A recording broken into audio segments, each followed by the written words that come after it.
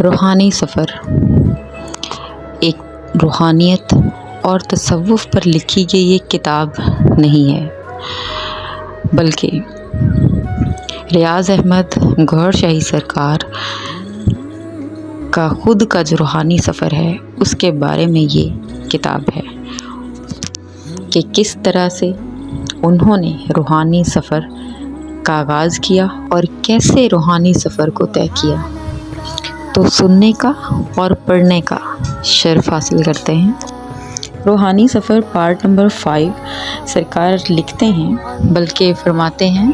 Next part start کرنے سے پہلے بتانا چاہوں گی کہ جو لوگ فرسٹ ٹائم یہ ویڈیو دیکھ رہے ہیں ان کو سمجھ نہیں آئے گی۔ اس واقعہ کے بارے میں پوری تفصیل حاصل کرنے کے لیے آپ کو پچھلی ویڈیوز دیکھنا پڑیں گی۔ اس میں سٹارٹنگ سے روحانی سفر پارٹ نمبر 1 دیکھنا پڑے گا، اس کے بعد ہی آپ کو سمجھ آئے گی کہ کس طرح سے یہ جو ہے وہ کہانی کا آغاز کہاں سے ہوا اور کس طرح سے یہ کہانی نہیں ریئلٹی ہے۔ گوہر شاہی سرکار کی خود کی زندگی کی یہ ریئلٹی ہے، اور وہ لوگ جو کہ بہت ہی مس گائیڈ ہیں، بہت سے لوگوں نے جو ہے وہ غلط قسم کی ویڈیوز دیکھ رکھی ہیں جو کہ جسٹ ایک فیک جو ہیں وہ حقیقت پر مبنی نہیں ہیں، فیک ہیں۔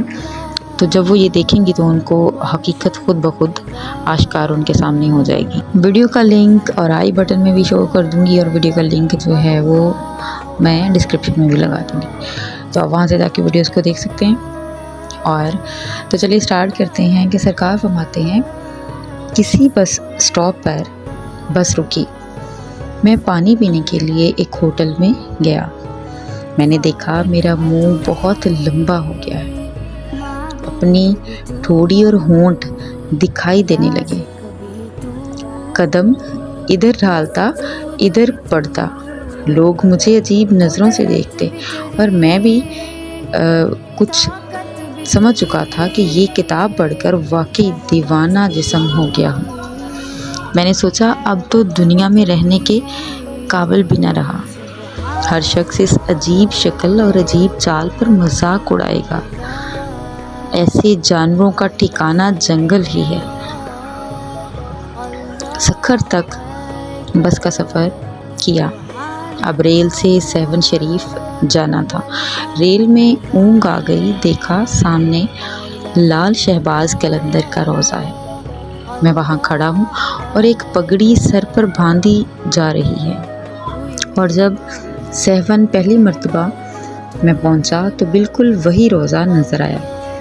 مغرب کا وقت ہے، لوگ رقص کر رہے ہیں اور اپنے حال سے بے خبر لوٹ پوٹ ہو رہے ہیں۔ کان میں آواز آئی، شہباز کے عاشقوں کا یہ حال ہے، اور تو اللہ کے عشق کا دعوے دار ہے۔ اسٹیشن کے سامنے والی پہاڑی پر چلا جا، اور جو طریقہ نور الہدیٰ میں لکھا ہے اسی طریقے سے تصور سے اس میں ذات کا ذکر کر۔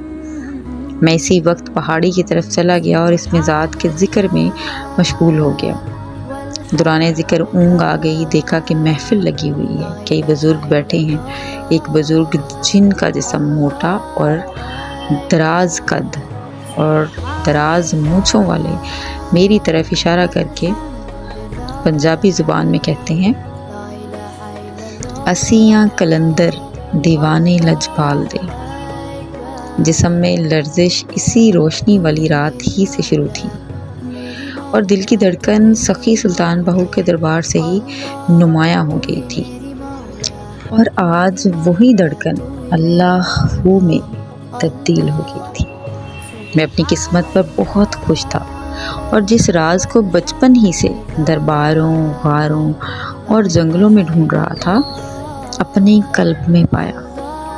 3 دن تک شرابی کی طرح پہاڑی پر لطف اندوز ہوتا رہا، نہ گرمی کی پرواہ نہ ہی بھوک پیاس کی چاہ رہی۔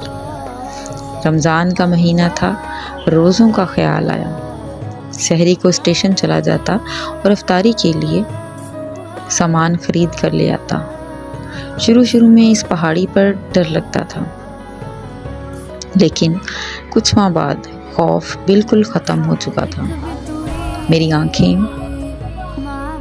آنکھیں اندھیرے کی عادی ہو گئی تھیں، رات کو دور تک ہر چیز دیکھ سکتا تھا۔ کبھی کبھی قریبی دریا پر نہانے کے لیے چلا جاتا اور واپسی پر اسٹیشن سے چنے وغیرہ خرید لاتا۔ رات ہر حالت میں اس پہاڑی پر گزارتا۔ ہر رات کچھ نہ کچھ کشف ضرور ہوتا اور دل کی دھڑکن بھی اس میں اللہ کے ساتھ تیز ہوتی رہتی۔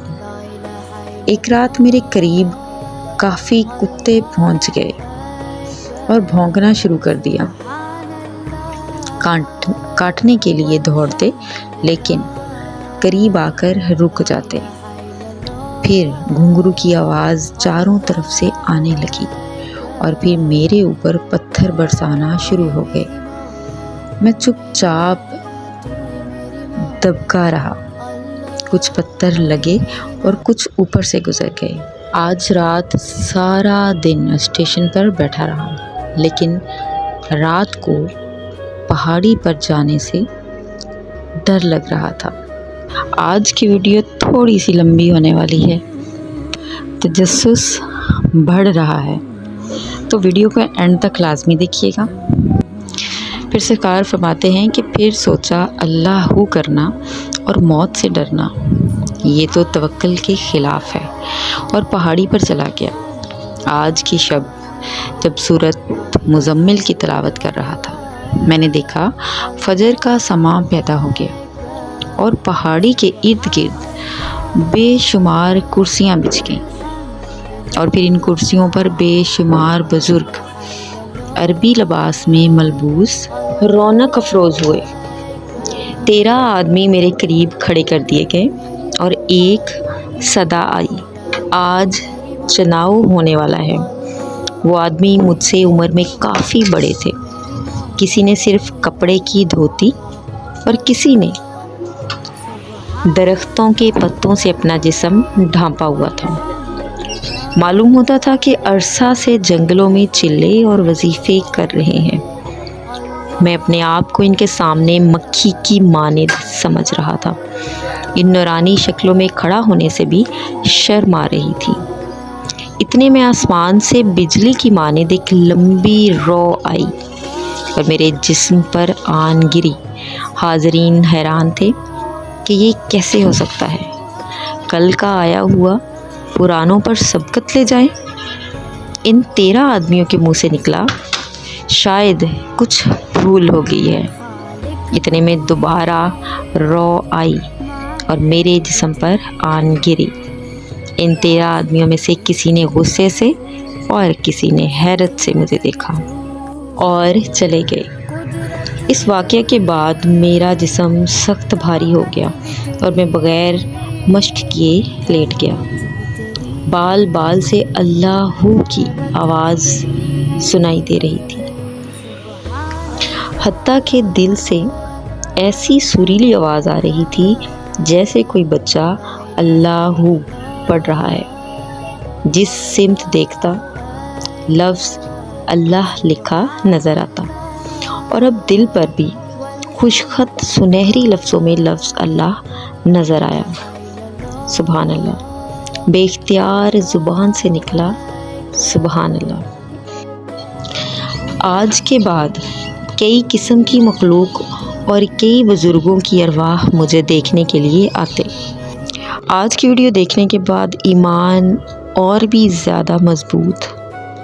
اور آپ کے ساتھ سیریسلی بات شیئر کروں کہ میں یہ بک فرسٹ ٹائم آپ ہی کے ساتھ پڑھ رہی ہوں۔ میں نے آپ کو پہلے بھی بتایا تھا، اور جس میں کہ سرکار نے اپنی روحانی سفر کا ڈیٹیل کے ساتھ ہمارے ساتھ جو ہے وہ اپنی ورڈنگ میں ہم سے شیئر کیا کہ کس طرح سے ان کا روحانی سفر جو ہے وہ طے ہوا، کس طرح سے اللہ کی مہربانیاں، اللہ کی نظر ان کے اوپر ہوئی، اور کس طرح سے ان کو اللہ نے نوازا۔ لیکن ہمارے اندر ایسی روح پائی جاتی ہے، یا ہمیں سرکار نے ہی اتنے قابل کر دیا ہے کہ ہم یہ جان سکیں کہ ہمارے اندر کون سی روح پائی جاتی ہے۔ تو کبھی کبھی یہ بات سوچتے ہیں کہ جیسے ہی سرکار کی ویڈیوز دیکھی اور دیکھتے ہی دیکھتے جو ہے وہ رغبت اور لگاؤ اور محبت بڑھنے لگی، اور دل نے کہا یہی ہے حق، یہی ہے سچ۔ اور یہ ساری ڈیٹیل آپ یقین کریں، میں فرسٹ ٹائم یہ بک پڑھ رہی ہوں، اور یہ میں نے اب جو ہے وہ مجھے پتہ لگی ہے کہ سرکار جو ہے وہ کس طرح سے سرکار کا روحانی سفر جو ہے وہ طے ہوا۔ تو لیکن دل نے بہت پہلے سے ہی تصدیق کر دی تھی کہ یہی ہے حق، یہی ہے سچ، اور بہت سے لوگوں نے نگیٹیوٹیز پھیلائیں، بہت سے بدگمانیاں بھی آئیں 2 سال کے عرصے میں، اور آگے بھی سرکار سے جو ہے وہ یہی دعا کرتے ہیں کہ سرکار اپنا ساتھ ایسے ہی بنائے رکھنا۔ تو ایک لمحہ کے لیے بھی کبھی دل میں کوئی کسی قسم کا شک، کسی قسم کا کوئی شبہ جو ہے وہ میرے دل میں کم سے کم پیدا نہیں ہوا، کیونکہ ہماری روحیں بنی ہی سرکار کے لیے ہیں۔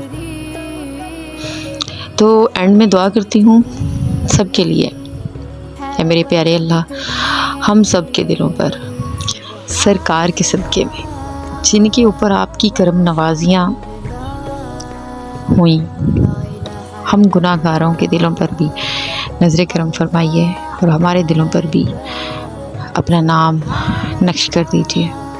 آمین ثم آمین۔